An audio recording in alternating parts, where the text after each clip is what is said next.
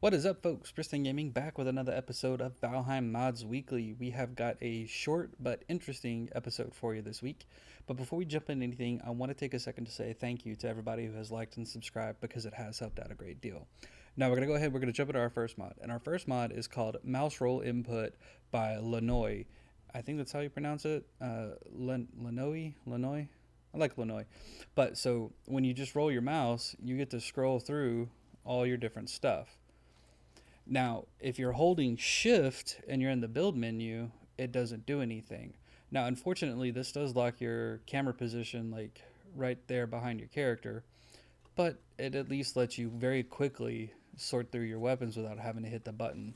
And I know some people really like this in some games, like 7 Days to Die has this, and I think they could implement it here too.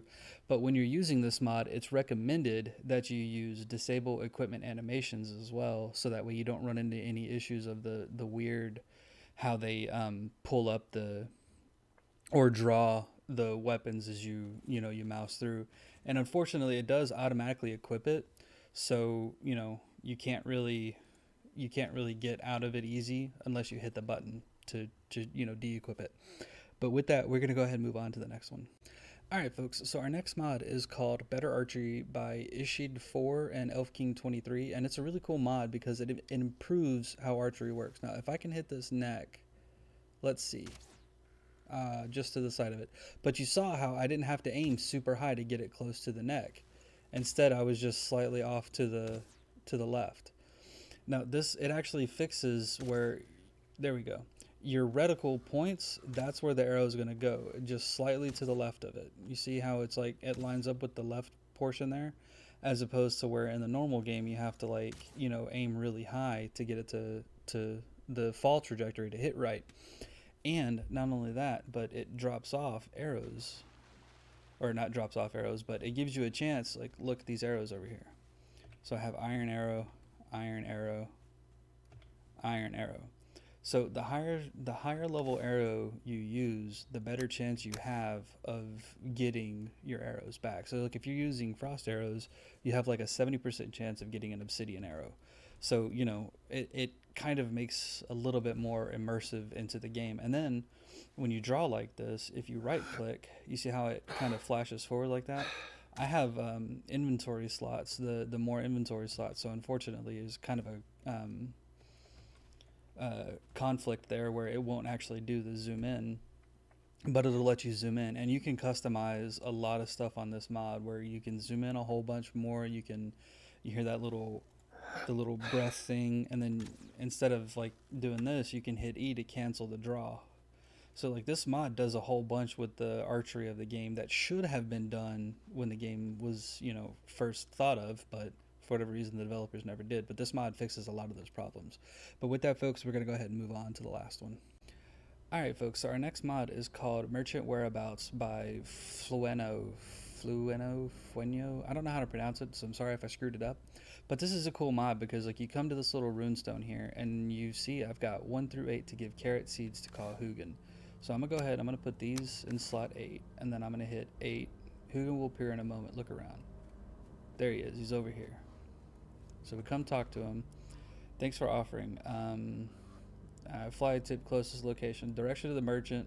The Haldor is the one of shiny pearl, filthy bone mass of 20 amber, 20 ruby, and silver necklace. So now you can spawn in these items. So let's say spawn pearl 1. Nope. So that's not the command for pearl. Okay, so spawn shiny pearl 1. Nope. That's not the command either. Okay, so let's say spawn ruby 20. Okay, so we got 20 rubies because I don't know the command for the pearls. But then what you do is you come here, you hit 8, and it says the nearest Goblin King is to the northwest from here, 3 or more days from this point. So this isn't as breaking as some mods where it actually forces you to still go do the exploration. It just gives you a hint as to where it's at. Like, see, I've got nothing marked on the map on this world. It just, points right over to there. This is just my test world. This isn't the world I actually play on. And then you can actually call him again, come up here, and if you want to get a different tip, you can do the same thing. So let's put the carrot seeds here. Oop, wrong button. So let's see if he looks around again. There he is. Come over here and talk to him. Okay, so now we can give him, oh, it's the same stuff. Okay. But it's still kind of cool because it is just, it lets you get a hint as to where a boss or the trader is without actually breaking it, because you still have to go do the exploration. That's why I like this mod. And the cool thing is those clues are dependent upon where you're at. So like where I'm at right now, the dead center of the map, if I come and I click on this and I do it, it's going to tell me the exact same thing. But if I go to a different one that's farther away and I do it, it's going to judge depending upon where I'm at. Like he said earlier, the closest one to me, 3 days to the north. So like that's what it bases it on. It bases on how close you are. So you can go north for a few days until you find something like this and then be like, okay, I need to get a better, click it, do it, and then it's like, oh, he's over this way. And like, okay, so it really helps you triangulate in, but you still have to go do the exploration yourself. It's not just, hey, the person's in this area. That's why I'm recommending this mod. That's why I like this mod so much. But with that, folks, we are done for the week. I told you guys it was going to be a short episode. Thanks for sticking around. I hope you had fun. Don't forget to like, subscribe, drop a comment down below. Let me know what you think. Have fun, and we'll see you next time.